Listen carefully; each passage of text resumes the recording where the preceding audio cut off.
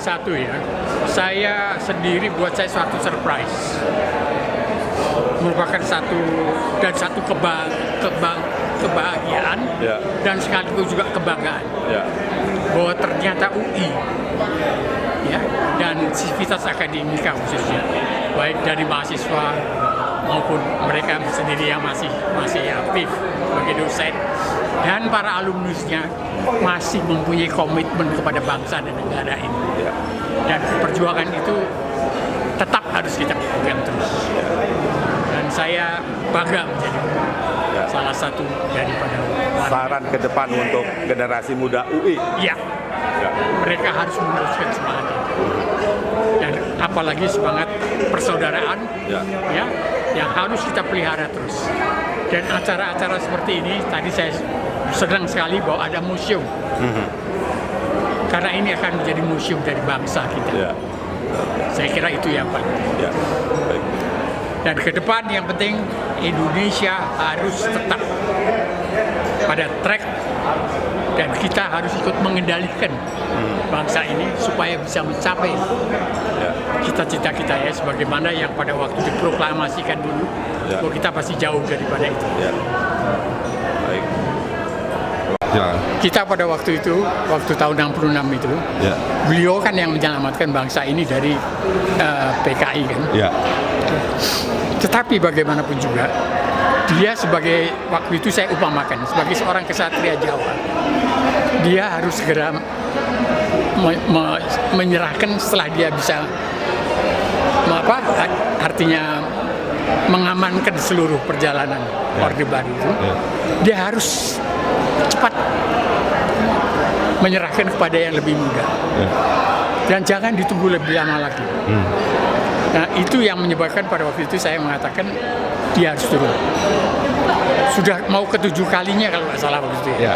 Itu sudah terlalu banyak. Akhirnya ya. Belum. Ya. Jadi itu aja sebenarnya pada waktu itu ya. Dan saya tidak ada sedikit pun sebenarnya suatu perasaan sakit hati atau apa tidak. Ya, saya hanya mengatakan bahwa proses daripada apa yang namanya sirkulasi kepemimpinan bangsa ini harus dilaksanakan secara baik sehingga kemajuan dari bangsa ini tidak terhambat oleh adanya pemimpin yang masih berusaha untuk mempertahankan diri. Terima kasih. Nanti ditaruh di belakang aja. Nah, itu bagaimana? Apa seperti Pak Sri Edi, Prof Mahar? Saya juga mengatakan begitu. Malah mereka yang heran gitu dalam pengertian. Karena terus terang saja bahwa saya itu sebenarnya adalah keponakannya Putin. Siapa? Saya. Tapi saya harus melakukan itu. Iya. Nggak bisa. Kalau dia meneruskan lagi, ini berarti dia akan merusak perjalanan daripada proses ya. Bangsa ini menjadi suatu bangsa yang akan semakin matang di dalam kehidupannya. Jadi pada waktu itu saya sampai istri saya pada waktu itu sampai marah. Udah dong, kamu kan dulu udah naikkan dia, kan udah dong, cara jangan. Saya bilang, justru karena saya dulu yang naikkan pada waktu 66, maka saya yang harus menurunkan. Dan saya yakin kalau saya yang minta dia turun, Pak Harto tidak akan marah. Sebab bukan mustahil bahwa dia bisa, kalau dia marah, ini akan terjadi perang saudara. Karena pengikutnya dia di militer kan luar biasa. Masih kuat. Ya? Nah, karena saya minta pada waktu itu, dan dia tahu bahwa saya menggunakan filsafat wayang, persibismo itu, ya, maka beliau harus mundur dengan sendirinya. Nah, makanya waktu itu saya merasa saya harus yang menyatakan ini supaya beliau menyadari bahwa yang minta ini adalah sananya sendiri gitu. Pak Haddadi langsung bicara yang Pak Harto ketemu atau Setelah itu? Oh, setelah itu. Saya ketemu dan Pak Harto good. Dia nggak marah. Dia mengerti. Saya bilang, Pak, nyun sewu Pak ya, Bapak itu kita jaga terus terang saja. itu pada waktu kita menghadapi G30S itu Pak, Ya. Nasakom itu, Iya, iya. seandainya bukan Bapak pada waktu itu ya, Iya. habis negara kita. Nah itu saya katakan itu. Tapi juga ada saatnya bahwa Bapak sudah meletakkan dasar dengan pelita-pelita itu. Tapi juga harus ada saatnya bahwa Bapak harus menyerahkan kepada yang lebih muda supaya bangsa ini bisa dibawa lebih maju lagi. Dan jangan ada seorang pemimpin itu merasa kemaruk terhadap kekuasaannya dia dan kedudukannya. Saya ngomong begini sama beliau, saya kan terus terang saya ngatakan, Bapak marah dengan saya, Pak? Saya nggak marah, karena cara kamu menyampaikan itu ya waktu itu ya, itu kena saya. Karena saya menggunakan filsafat Jawa, Iya, iya. perwayangan gitu. Si Besmo itu nggak bisa dia menjadi panglima perangnya dari Asina, tapi Asina kan harus ganti kan? Iya. Ya? Akhirnya kan dia harus mati sendiri kan, memasang dirinya sampai 1000 anak panah. Nah, kita nggak ingin Pak Harto harus Seperti itu.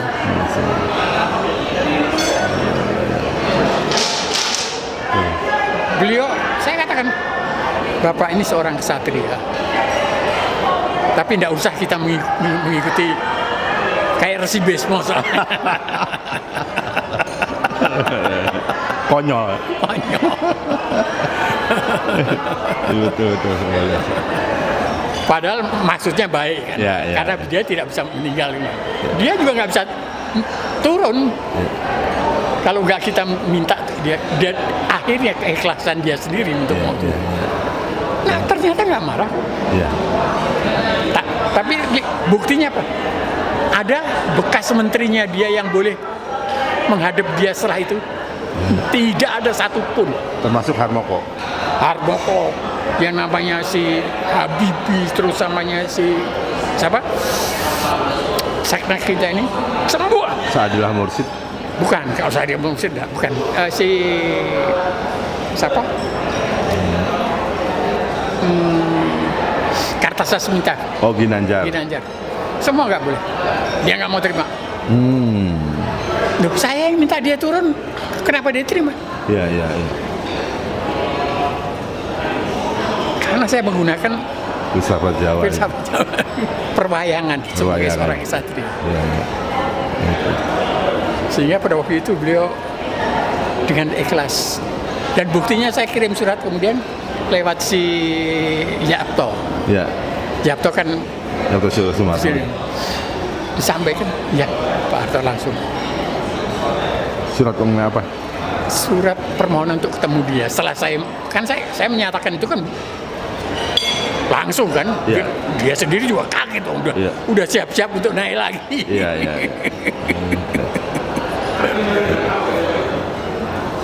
Terus Pak Haryadi waktu itu kan ketua Iluni ya? Iya. Maksud saya itu apa terus langsung waktu itu mengajak yang lain atau orang UI atau sebetulnya gimana? Pak Haryadi kan waktu itu juga. Saya mengajak Prof Mahar. Iya. Saya mengajak Sri Edi Suasono. Iya. Saya minta izin kepada Prof Slamet Imam Santoso. Iya. Ya, karena kami anggap beliau-beliau ini, terutama Prof Slamet Imam Santoso itu adalah begawan dari UI ini. Iya. Jadi sedangkan Prof Mahar itu sama-sama pejuang. Iya. Sri Edi juga begitu ya, Yes. kita sama-sama gitu. Jadi tetap bagaimanapun juga kita harus meminta kepada sesepuh UI itu bahwa kita akan melakukan ini untuk kepentingan daripada bangsa ini. Tapi untuk kesekian kalinya dengan rasa yang sedikit rada inilah UI yang harus melakukan ini. Waktu itu Pak Haryadi juga pesan kepada pimpinan UI yang menghadap Pak Harto atau kenapa Pak Haryadi nggak ikut juga waktu itu?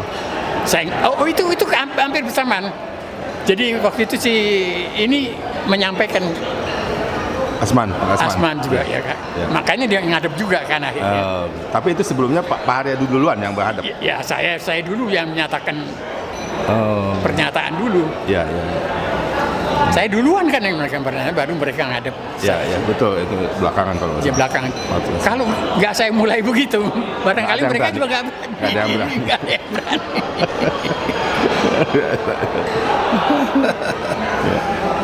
Ya, karena mungkin pengalaman Pak Haryadi sebagai abri juga kan, Majen Iya. waktu itu kan, dokter pribadi juga, dokter Enggak, presiden? bukan ya, hanya garnisun aja. Iya. Luar biasa. Ya, saya militer dan saya masih dalam posisi pada waktu itu ya sebagai karyawan ABRI. Iya, iya. Ya, tapi saya mengatakan tidak bisa. Beliau harus kalau dia dulu mulai dengan menjatuhkan Bung Karno dalam pengertian menghadapi Karanaskom, Ya. dan jangan menjadikan Soekarno sebagai presiden seumur hidup, Ya. ya, maka beliau pun juga harus konsekuen terhadap apa yang beliau omongkan. Ya. Dan pada waktu itu sudah beliau kan sudah kira-kira mau ke-7 kalinya juga kan, Ya, ya, betul. nggak bisa tuh. Kok dia mau jadi presiden seumur hidup juga? Jadi saya khawatir pada waktu itu ya bahwa ya bukan beliau ya. Kalau beliau saya yakin dia udah capek. Tapi kan orang sekelilingnya yang gandol sama dia ini kan yang bikin kacau semua ini. Ya, gitu ya. Ini orang-orang semua yang kalau mau bicara tuh KKN-nya tuh di situ. Oh. Karena hanya bisa dengan gandol dia.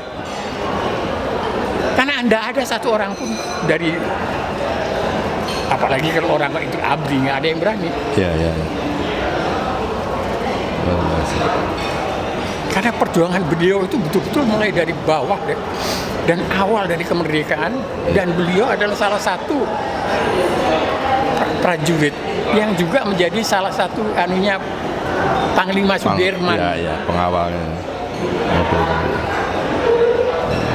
Apa saja yang pada waktu Panglima Sudirman gerilya itu ya, kan tidak ada pasukan lagi yang bisa dianu. Itu Soeharto lakukan semua di Jogja itu. Nah, jadi memang dia itu yang harus meneruskan kepemimpinan pada waktu itu. Tapi ya pemimpinan ABRI nggak boleh. Pemimpinan ABRI terus menerus itu. Itu namanya diktator. Ya, ya, ya.